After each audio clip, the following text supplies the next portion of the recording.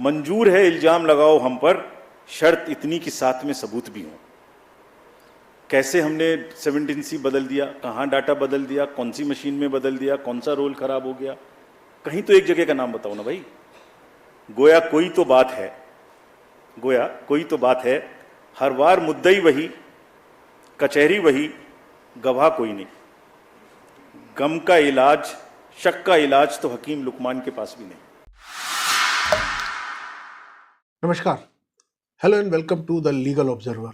मेरा नाम है मनोज रस्तोगी और आप देख रहे हैं मेरा यूट्यूब चैनल। चुनाव आयोग ने आज एक अभूतपूर्व प्रेस कॉन्फ्रेंस की और अपने ऊपर लगे तमाम आरोपों की सफाई दी, एक अलग ही अंदाज में, जिसमें सफाई कम और आलोचना करने वाले लोगों पर हमला ज़्यादा था। झूठ का एक बाजार है, उसमें बड़े गुब्बारे हैं जो फटते हैं, मैंने बताया था एक बार, लेकिन ये नहीं पता था कि वो हमारे ही सिर पे फट जाएंगे। उन तमाम लोगों पर, राजनीतिक दलों पर, नाम तो उन्होंने नहीं लिया किसी का भी, लेकिन उसमें खड़गे जी, जयराम रमेश जी, अजय माकन जी, एक एक करके उन्होंने ये सारी बातें कही।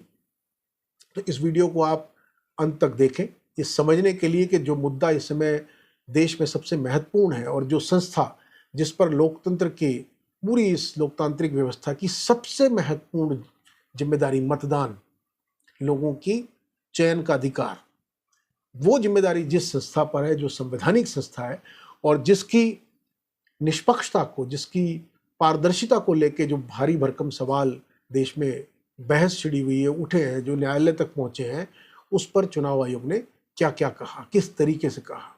तो शुरू से शुरू करते हैं। तो सबसे पहले राजीव कुमार जी ने, जो मुख्य चुनाव आयुक्त हैं, उन्होंने बताया, तमाम उपलब्धियां उन्होंने बताई कि कितना बड़ा हमारा चुनाव आयोग है। 64 करोड़ से ज़्यादा लोगों ने मतदान किया, जो मतदाता थे, वो बताया उन्होंने कि ये बड़ा रिकॉर्ड है। G7 के जो पूरे देश हैं, जो यूरोपियन यूनियन में तमाम देश आते हैं, G7 के देशों की पूरी जनसंख्या से 1.5 गुना, यूरोपियन जो यूनियन में देश आते हैं उनकी पूरी तमाम जनसंख्या से 2.5 गुना। तो उन्होंने बताया कि ये कितनी बड़ी बात है, कितना बड़ा हमारा देश है और उसमें फुल प्रूफ चुनाव कराना, एक आध छोटी मोटी कोई घटना हो जाए, बोला कि ये उन्होंने उपलब्धियां दी, अपनी गिनाई, ये तो सही है। जो मुख्य सवाल था कि डेटा, जो बात उठ रही थी कि भाई डेटा जो है, तो पहले ये उन्होंने बताया अपनी उपलब्धियों के बारे में, महिला मतदाताओं का भी उन्होंने सम्मान किया, अपने चुनाव कर्मियों का, कितनी बड़े पैमाने पे जो चुनाव कर्मी, 1.5 करोड़ से ज़्यादा चुनाव कर्मी इसमें संलग्न रहते हैं इस पूरी प्रक्रिया में, उसका उन्होंने बताया, हवाला दिया। जो एक सवाल सबसे महत्वपूर्ण इस पूरी उसमें उठा, काउंटिंग को लेके, जो अभी रिलेवेंट है, उस पर उन्होंने कहा कि नहीं, ये बिल्कुल जबरदस्ती बनाया हुआ फेक नैरेटिव है, ऐसा कुछ नहीं है। माहौल बनाया गया कि देखिए ये मतलब कैसे हो सकता है ऐसा कि लार्ज नंबर में आरओज को इन्फ्लुएंस कर दिया गया है, कैसे हो सकता है देश में। वो जो मैंने जिनकी फोटोज दिखाई थी आपको, जो काम कर रहे हैं पिछले 3-3 महीने से गर्मी में, कोई पूरी कंट्री के 800, 900, 700, 600, 500 लोगों को इन्फ्लुएंस कर सकता है? कर सकता है तो बताइए किसने किया, हम उसको सजा देंगे, हम उसको सजा देंगे। उसे बताना चाहिए कि किसने किया, काउंटिंग से पहले बताना चाहिए किसने किया, ताकि उन सब डिस्ट्रिक्ट मजिस्ट्रेट्स को या जिसने किया उसको हम सजा दे सकें। ऐसा नहीं हो सकता कि आप कोई अफवाह फैला दें और एक सबको शक के दायरे में ले आए, ऐसा नहीं हो सकता। जो विपक्ष के डेलीगेशन ने जो जो भी मांगे की हैं, वो सारी होंगी, ये हमारे रूल बुक में है, और जो चीज़ लिखी है उसे बार बार कहने की जरूरत नहीं, ये सारी तो होंगी। ये फेक, उनके हिसाब से ये जबरदस्ती खड़ा किया गया एक नकली मुद्दा है, एक फेक नैरेटिव है, ये उन्होंने स्पष्ट किया। वो सारी बातें वो कह रहे हैं होंगी। कल मल्टी पार्टी डेलीगेशन में हमसे कुछ डिमांड की गई थी, हम सबको मान ली। उनका कहना था कि लिखित में कि सीसीटीवी मॉनिटर मूवमेंट होना चाहिए कंट्रोल यूनिट्स का। डन, होगा, होता ही है। जाली लगी होती है, उसके बीच में से निकलती जाती है, होगा। Verification of current date and time display होना चाहिए, मैंने पहली स्लाइड में दिखाया, वो तो हमारी इंस्ट्रक्शन में लिखा है, होगा, मान लिया। स्टार्ट एंड एंड टाइम दिखाया जाना चाहिए, दिखाया जाएगा, जरूर दिखाया जाएगा, वो दिखाया जाना भी है, हमने मान लिया। मशीन के टैक्स को, ये कल की डिमांड्स हैं, तो स्लिप्स एंड टैक्स को वेरीफाई किया जाना चाहिए, जरूर किया जाना चाहिए। सीयू आने के बाद उसकी चेकिंग होनी चाहिए, स्टाफ को करनी चाहिए, काउंटिंग स्टाफ को। Instructions to counting staff to show the counting agents date of poll, name, party candidate, कितको कितने वोट मिले, जरूर दिखाया जाना चाहिए। काउंटिंग ऑफिशियल्स को रिकॉर्ड करने का मौका दिया जाना चाहिए कि मशीन उससे पहले नेक्स्ट रूम में जाए, जरूर किया जाना चाहिए। एवरी राउंड का रिजल्ट वहां डिस्प्ले करना चाहिए हर एआरओ को हॉल में। जयराम रमेश जी ने जो आरोप लगाया था 150 अफसरों का, उस पर भी उन्होंने सवाल किया कि भाई नाम तो नहीं लिया उन्होंने, लेकिन उन्होंने सीधा पूछा कि भाई वो सबूत दें। शेरो शायरी भी उसमें उन्होंने की। आजकल इल्जामातों का दौर बुलंद है, तलखियों का बाजार गर्म है। आजकल इल्जामातों का दौर बुलंद है, तलखियों का बाजार गर्म है। पंच को पहले ही घेर लो, यानी पेशबंदी। जो एम्पायर है उसको पकड़ लो पहले से, पेशबंदी कर लो जिससे वो बोल ही ना पाए। पंच को पहले ही घेर लो, यानी पेशबंदी। मंजूर है इल्जाम लगाओ हम पर, शर्त इतनी कि साथ में सबूत भी हो। कैसे हमने 17C बदल दिया, कहां डाटा बदल दिया, कौन सी मशीन में बदल दिया, कौन सा रोल खराब हो गया, कहीं तो एक जगह का नाम बताओ ना भाई, तो बात करेंगे। फिर आगे, मंजूर है इल्जाम तो लगाओ मगर शर्त इतनी कि साथ सबूत भी हो। गोया कोई तो बात है, गोया कोई तो बात है, हर बार मुद्दई वही, कचहरी वही, गवाह कोई नहीं। गम का इलाज, शक का इलाज तो हकीम लुकमान के पास भी नहीं। तो पूरी शेरो शायरी के जरिए उन्होंने एक सफाई भी दी, कटाक्ष भी किया कि भाई आप इल्जाम लगा रहे हो लेकिन सबूत नहीं दे रहे हो। अगर आप याद करें तो कल ही जो डेलीगेशन गया था, सरकार की तरफ से भी एक डेलीगेशन गया था जिसको पीयूष गोयल, निर्मला सीतारमण जिसमें शामिल थे, और उसकी जो भाषा थी वो पूरी भाषा, कल पीयूष गोयल जी ने कहा था कि एक पैटर्न है, एक डिज़ाइन है, एक पूरी लॉबी, वो विपक्ष की बात कर रहे थे, सिविल सोसाइटी की बात कर रहे थे और उच्चतम न्यायालय के निर्णय का वो हवाला दे रहे थे। उसी बात को राजीव कुमार जी ने भी आज दोहराया, सेम भाषा थी। मिस्चीवियस नैरेटिव्स का एक 5वां एम था जिसको हम वी फेल्ड टू अंडरस्टैंड। हम अपनी गलती मानते हैं, हमने fake news, fake narratives, political parties के बीच में चलेंगे, उनको लड़ाएंगे, किसी की पिक्चर किसी से लगाएंगे, ये सोचा था, उसको रोक दिया। हिंसा रोक दी, मनी रोक दी, मिस इन्फॉर्मेशन वहां रोक दी, एमसीसी भी बाय एंड लार्ज रोक दी, ये नहीं रोक, इसको पता ही नहीं था, एक पैटर्न था, सब बह गए उसमें और हम समझ ही नहीं पाए क्या हुआ। इलेक्शन कराएं, ये जो जितने लोग जीप ले लेके और ईवीएम्स ले लेके जा रहे थे धूप में, उनको देखें या इससे लड़ें। क्या था पैटर्न? पहले केस आता है इलेक्शन शुरू होने से पहले कि वोटर लिस्ट खराब है। पैटर्न देखिए, कंट्री को देखना चाहिए ये पैटर्न। और जो ये डेटा को लेकर के सवाल उठ रहा था, फॉर्म 17C को, पहले फेज के डेटा को कि बड़े इतने बड़े संख्या में अंतर आ गया, उसको उन्होंने बिल्कुल खारिज कर दिया कि ऐसा कुछ हुआ ही नहीं, ऐसा कुछ नहीं हुआ। उन्होंने कहा कि सब डेटा उस पर अवेलेबल था, सिर्फ टोटल नहीं था ऊपर, उस टोटल को देखो कैसे खड़ा कर दिया गया। ना हमने वोटर टर्नआउट देने में देर की और ना वोटर टर्नआउट का डाटा एक नंबर से भी बढ़ सकता है। I will show you right now. ये वोटर टर्नआउट ऐप आप सब लोग देखते होंगे, देखते हैं हर दिन का, जैसे आपको पता लगता है ऐसे हमें पता लगता है, बिकॉज ये 10 लाख बूथ से इसकी एक पैटर्न है। ये नीचे बूथ से धीरे धीरे धीरे धीरे ऊपर उठता है, उठते उठते उठते उठते अगले दिन शाम तक जाके जितने 17C का टोटल है वो हो जाता है। पहली फेज में सिर्फ क्या नहीं था, और ये चल रहा है पिछले 20-30 इलेक्शन से, ऐसे ही चल रहा है 2019 के बाद से। क्या नहीं था? जो पीसी और एसी का स्टेट वाइज टोटल है वो टॉप पे नहीं था, बस उतना सा नहीं था। अरे इलेक्टर्स का नंबर है, परसेंटेजेस हैं, तो टोटल नंबर निकाल लो भाई, अगर नहीं है तो गलती कैसे हो जाएगी। सूरत और इंदौर को लेकर ये सबके मन में एक सवाल था कि भाई सूरत में जो एक तरफा मामला हो गया कि कांग्रेस का कैंडिडेट जो है वो नामांकन ही उसने वापस ले लिया, और उसके बाद जो ये मांग उठी, इंदौर में भी लगभग इसी तरह की स्थिति उठी। तो ये मांग उठी थी कि NOTA, none of the above का जो ऑप्शन है मतदाता के सामने, उसको जब इंट्रोड्यूस किया गया था तो ये माना गया था कि ये एक विकल्प है, यानी कि एक उम्मीदवार है, यानी एक ऑप्शन है। तो ऐसे में वोटिंग क्यों नहीं होनी चाहिए? हो सकता है वहाँ के मतदाता ये माने कि जो एक इकलौता उम्मीदवार बचा है उसके पक्ष में ना दें, लेकिन चुनाव आयोग ने इसको खारिज कर दिया। उन्होंने कहा कि देखिए, मतलब उन्होंने बड़ा होशियारी से इसका बचाव किया। उन्होंने ये भी नहीं कहा कि ये नहीं, उन्होंने कहा कि देखिए प्रतिष्ठा तो लड़के चुनाव जीतने में ही है, लेकिन हमारी लाचारी है, हम क्या करें, अगर कोई हट गया है, अगर वो जबरदस्ती हटा है तो बादल है, लेकिन अगर कोई स्वेच्छा से ही हट गया है तो उसमें हम क्या कर सकते हैं।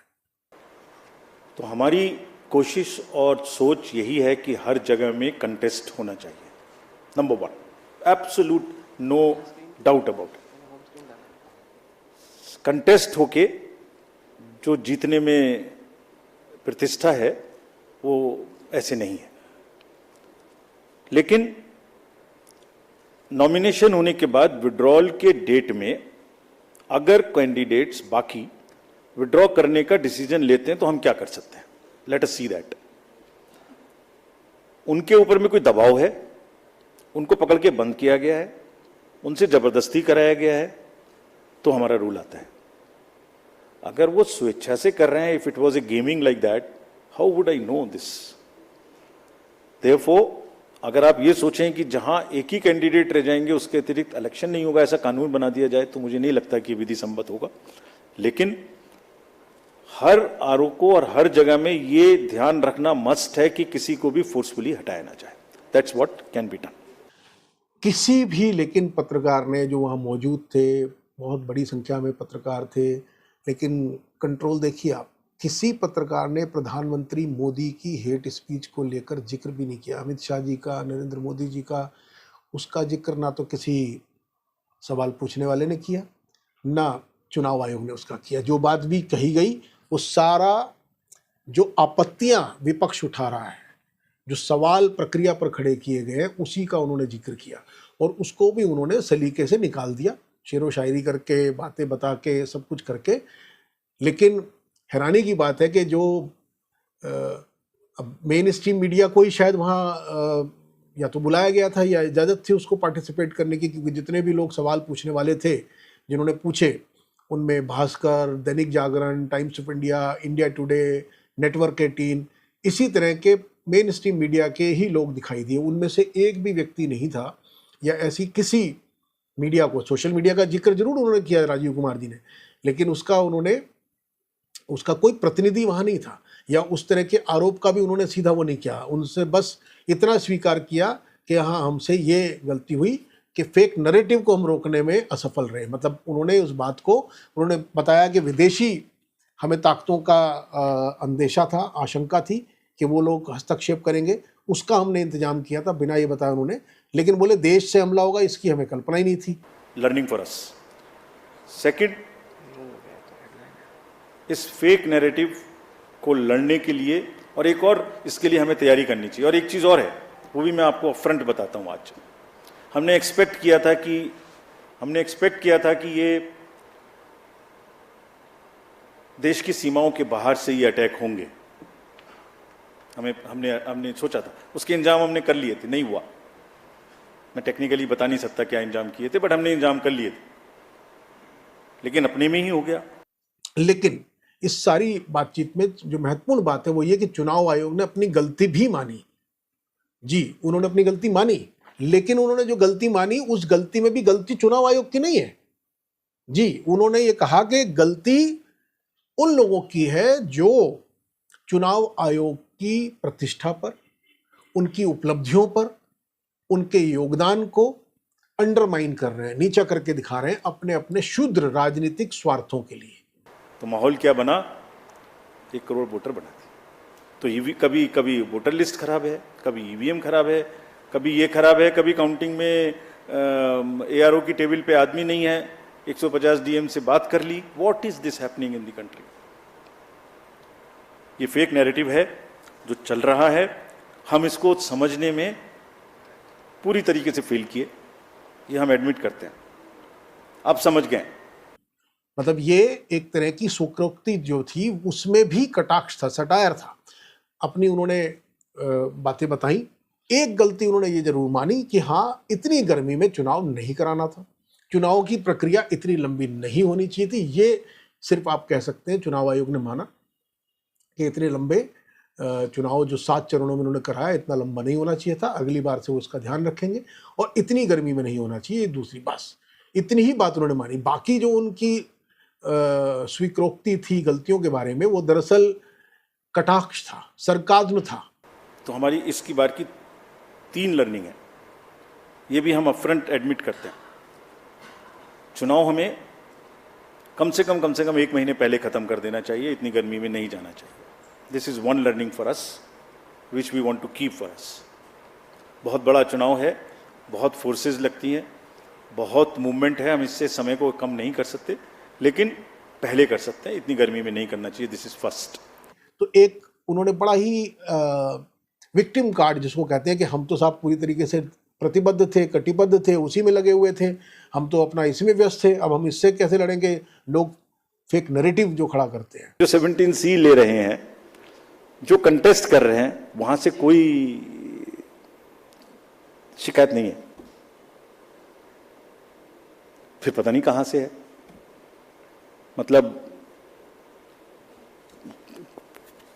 कुछ आ रहा है लेकिन मैं बोल नहीं रहा हूं क्यों कर रहे हैं। सो सब पारदर्शिता से काम होगा, और हमने ये भी कहा है उनको, अगर फिर भी कोई गलत तरीके से किसी भी गलत मंशा से उपद्रव करना चाहता है तो उसको बहुत सख्ती से निपटें। कहीं भी हमारी गलती हो उसको बताइए, चैलेंज करिए, अफवाह नहीं। तो एक तरह की ये बात सामने रखी गई। अब कानून के दायरे में जो प्रश्न है कि स्थापित कानून को कैसे बदला गया, या ये कैसे, ये सवाल नहीं पूछा गया। जो सवाल अभी बाकी है कि भाई आपने उम्मीदवार की जगह आपने सुप्रिया श्रीनेत को तो भेजा नोटिस, आपने सुरजेवाला को तो भेजा, आपने खड़गे जी का जो पत्र गया था उनके अपने प्रत्याशियों को तो चुनाव आयोग ने तत्काल उस पर रिस्पॉन्ड किया, लेकिन इधर से मुजरा, मुसलमान, मंगलसूत्र, ये फेक न्यूज़ की कैटेगरी में आते हैं कि नहीं आते हैं, ये नहीं पूछा गया, किसी ने नहीं पूछा। तो अब ये मतलब बात कह भी दी गई और बात बाकी भी रही। तो आपके सामने है जो भी अभी हुआ। अब तो खैर कल फैसला ही आ जाएगा, और ये उम्मीद की जा सकती है कि ये मामला यहीं पर नहीं खत्म होगा, क्योंकि अदालतों में मामले गए हुए हैं। हालांकि अलग अलग अदालतों ने अलग अलग तरीके से रिएक्ट किया है। सुप्रीम कोर्ट ने भी जो बात आज ये कह रहे हैं उसको बल तो सुप्रीम कोर्ट के उस जजमेंट से ही मिला है जिसमें एडीआर और दूसरी सिविल सोसाइटीज़ के मंतव्य पे, मंशा पे, उनकी बोनाफाइड पर ही क्वेश्चन मार्क खड़ा कर दिया गया था। तो बटा हुआ तो है। अब अगर राजीव कुमार जी की बात मानी जाए, उनका अंदाजे बयां तो बहुत दिलचस्प है। नॉर्मली इस तरह की जो प्रेस कॉन्फ्रेंस होती है बड़ी उबाऊ किस्म की होती है, बड़ी सरकारी किस्म की भाषा होती है, तो आदमी बोर हो जाता है, उसमें एक नीरस सा होता है। लेकिन उन्होंने इस मामले में उनकी तारीफ तो करनी ही पड़ेगी कि जो भाषा, जो शैली, जो अंदाजे बयां, वो बड़ा अनौपचारिक था, बड़ा ही मीडिया फ्रेंडली है, यूँ कहिए मीडिया के हिसाब से था। उसमें बाइट्स हैं, उसमें चुटकियाँ हैं, उसमें शेर व शायरी है, बड़ा है। लेकिन जो कोर है मुद्दे का वो टच नहीं हुआ। तो वो सवाल तो अभी भी बाकी हैं। उन सवालों का जवाब आपको तय करना है, और देश की जनता को, देश की कानून व्यवस्था को, उसमें से ही इसका हल निकलेगा। अभी ये मामला, ये बहस यहाँ ख़त्म नहीं होने जा रही है। ये मामला तो अभी आगे तक जाएगा।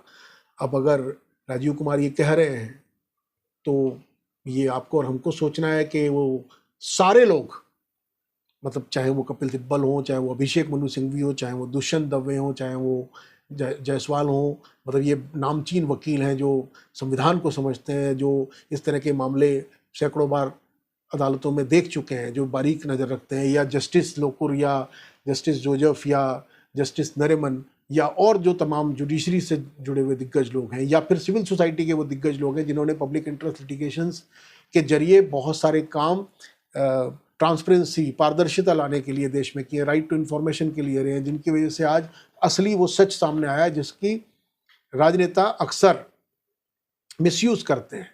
तो क्या ये सारे लोग देश की व्यवस्था को गिराना चाहते हैं? सारे लोग क्या इतने छोटे हैं ठीक है, विपक्ष की लड़ाई है, सत्ता लेने की विपक्ष की लड़ाई है कि सत्ता पक्ष से वो हासिल करे, लेकिन क्या ये सारे ही लोग, इन सारे लोगों का सामूहिक जो आशंका है या सामूहिक ऐतराज है या सामूहिक प्रयास है, वो क्या इतना छोटा है?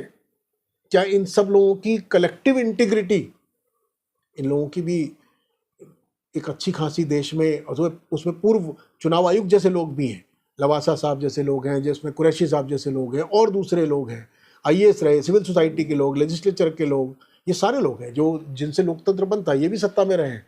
तो क्या केवल ये अपने पॉलिटिकल मकसद को सिद्ध करने के लिए सिर्फ इनको चूंकि कमी निकालनी है सत्ता पक्ष में, क्या सिर्फ इतनी ही बात है? क्या लूपहोल कोई नहीं है? जिसका एक थोड़ा सा जिक्र किया एक पत्रकार ने लूपहोल का, लेकिन उस पर आगे कुछ ज़्यादा खुलकर बात नहीं हो पाई। तो ये प्रश्न हमारे और आपके लिए है।